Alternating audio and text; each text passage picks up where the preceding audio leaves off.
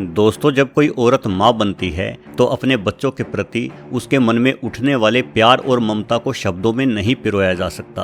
कहा जाता है कि जब एक माँ अपने बच्चे को पहली बार देखती है तो वो उस सारे दर्द को भूल जाती है जो बच्चे को जन्म देते समय उसने सहा था। और ऐसा सिर्फ इंसानों के साथ ही नहीं है, इस पृथ्वी पर पाए जाने वाले अन्य जीव भी अपने बच्चों के लिए अपने मन में उतना ही प्रेम रखते हैं जितना कि हम इंसान। लेकिन विभिन्नताओं के इस संसार में प्रकृति ने कुछ ऐसे जीव भी बनाए हैं जिनमें अपने बच्चों के प्रति कोई ममता, स्नेह या लगाव नहीं होता। ऐसे जीवों को संसार के सबसे खराब माता पिता का दर्जा मिला हुआ है। तो चलिए आज के वीडियो में हम ऐसे ही कुछ जानवरों के बारे में जानते हैं। कोयल। दोस्तों, भले ही कोयल की वाणी बेहद मीठी हो, लेकिन अपने शरीर की ही तरह इसका दिल भी बहुत काला होता है। एक कोयल को अपने बच्चे से रत्ती भर भी लगाव नहीं होता। ये इतनी लापरवाह है कि कभी अपने बच्चों के पालन पोषण की जिम्मेदारी नहीं उठाती। एक गर्भवती कोयल का जब अंडे देने का समय आता है तो ये किसी अन्य पक्षी के घोंसले को तलाशती है, और जैसे ही उस घोंसले के पक्षी उड़कर कहीं दूर जाते हैं तो कोयल तुरंत उनके घोंसले में अपने अंडे देकर वहां से 9-2-11 हो जाती है। जाने अनजाने में वो दूसरे पक्षी ही कोयल के अंडों को सेते हैं और उन अंडों से निकलने पर कोयल के बच्चों को भी पालते हैं। चालाक कोयल ने करीब 100 ऐसे पक्षियों की पहचान कर रखी है जो इसके अंडों को अपना लेते हैं। इनमें कई प्रकार की चिड़ियों समेत कौवे जैसा बुद्धिमान पक्षी भी शामिल है। हालांकि कई बार कुछ पक्षी कोयल की इस चालाकी को भांप जाते हैं और कोयल द्वारा छोड़े गए अंडों को जमीन पर गिराकर तोड़ डालते हैं। लेकिन अधिकतर मौक़ों पर तो कोयल दूसरे पक्षियों से मुफ्त की मजदूरी कराने में कामयाब ही रहती है। सारस।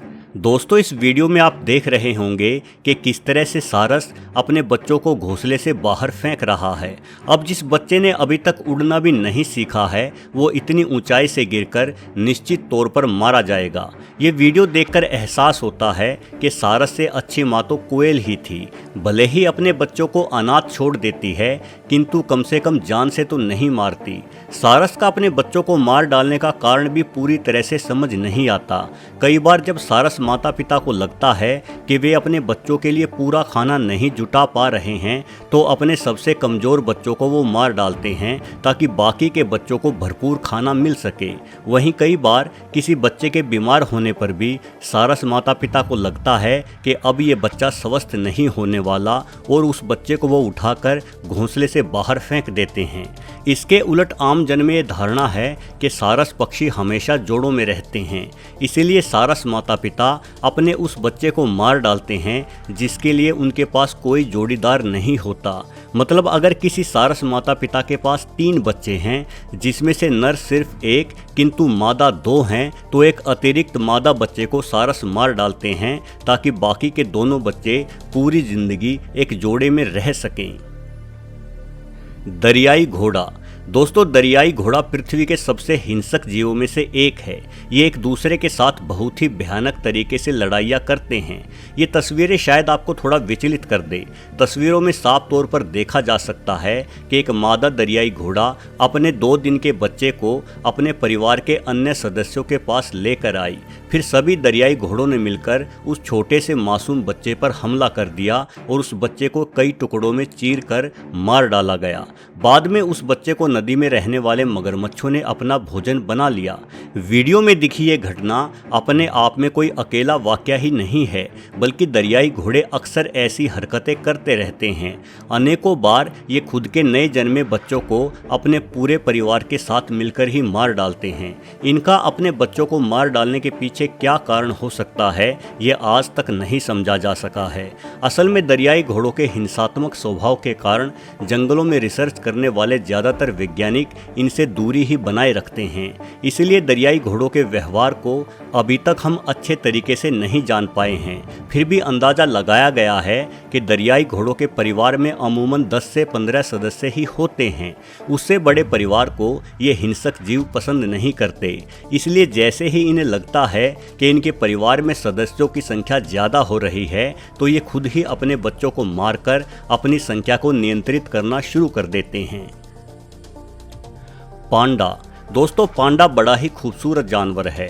आज पूरे संसार से सभी प्रकार के पांडों की प्रजातियां विलुप्ति के कगार पर खड़ी है, जिसके पीछे का एक बड़ा कारण है पांडा माता पिता द्वारा अपने बच्चे की सही से देखभाल ना कर पाना। पांडा माँ के मन में अपने बच्चों के प्रति बेहद कम लगाव देखा गया है। जन्म के समय पांडा बच्चों का वजन मात्र 80 से 150 ग्राम ही होता है और ये बच्चे पूरी तरह से अंधे एवं असहाय होते हैं, इसलिए इन्हें बेहद अधिक देखभाल की आवश्यकता भी पड़ती है। किंतु अक्सर देखा गया है कि जब किसी मादा पांडा को 2 बच्चे पैदा होते हैं तो वो उन दोनों में से किसी एक बच्चे को ही चुनती है और उसे ही दूध पिलाती है। बाकी के दूसरे बच्चे को वो माँ मरने के लिए छोड़ देती है, लेकिन जिस बच्चे को पांडा माँ चुनती है उस बच्चे के प्रति भी पांडा माँ का व्यवहार बेहद ही रूखा होता है। अगर बच्चा खेलते हुए माँ से थोड़ा दूर हो जाता है तो माँ उसे ढूंढने की कोशिश नहीं करती और अपने रास्ते पर आगे बढ़ जाती है, जिस कारण ज़्यादातर मौक़ों पर वो दूसरा बच्चा भी मारा जाता है। बच्चों का ऐसी बेरुखी और लापरवाही से किए गए पालन पोषण के कारण ही जंगलों से पांडों की संख्या लगातार घट रही है। जंगलों के विपरीत चिड़ियाघरों में पांडों की संख्या में हमेशा से ही वृद्धि होती आई है, क्योंकि वहाँ पर माँ पांडा की बजाय चिड़ियाघर के कर्मियों की देखभाल में पांडा बच्चों का पालन पोषण होता है। डॉल्फिन। दोस्तों, डॉल्फिन को बहुत ही समझदार जीव माना जाता है, लेकिन इस जीव की एक अनोखी खासियत भी है। आमतौर पर सभी जीव तभी संभोग करते हैं जब मादा जीव मां बनने के लिए तैयार हो, लेकिन इंसानों की ही तरह डॉल्फिन भी शारीरिक मिलन का कार्य सिर्फ आनंद के लिए कभी भी कर लेते हैं। हालांकि मादा डॉल्फिन एक बुरी मां नहीं होती, किंतु नर डॉल्फिन निश्चित रूप से एक बुरा पिता अवश्य होता है। ये जो वीडियो आप देख रहे हैं, इसे एक रिसर्च टीम ने 2013 में शूट किया था। इस वीडियो में नर डॉल्फिन एक डॉल्फिन बच्चे को पानी में डुबोने की कोशिश कर रहा है, वहीं मादा डॉल्फिन उस बच्चे को बार बार ऊपर ला रही है ताकि बच्चा सांस ले सके, लेकिन नर डॉल्फिन फिर से उस बच्चे को पानी की गहराइयों में ले जाता है। लगभग 2.5 घंटे तक नर डॉल्फिन बच्चे को पानी में डुबोने की कोशिश करता रहा।